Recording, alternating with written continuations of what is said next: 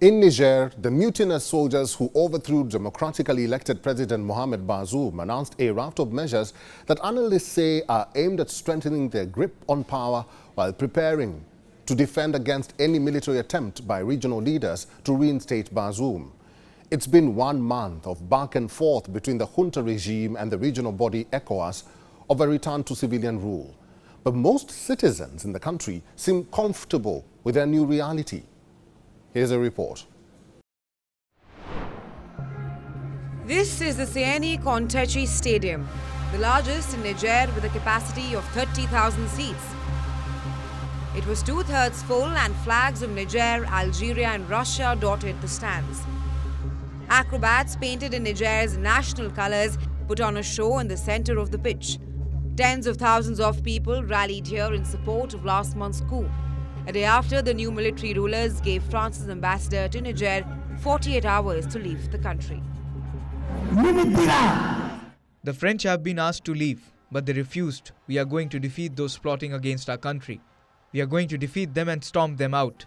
They are asking you to get ready. You mustn't sleep or doze off. They will leave. Nigerians were marking the 1-month anniversary of the military takeover.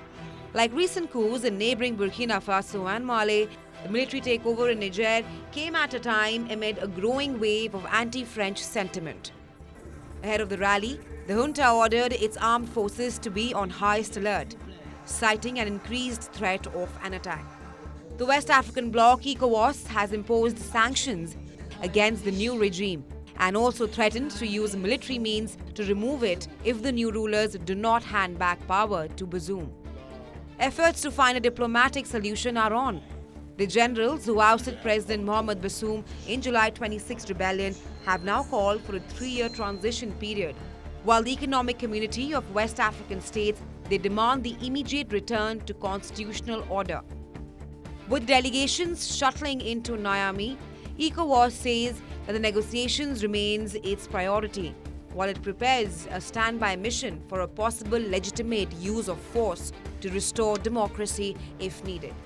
Even now, it is not too late for the military authorities in Niger to reconsider their action and listen to the voice of reason, as the regional leaders will not condone coup d'etat.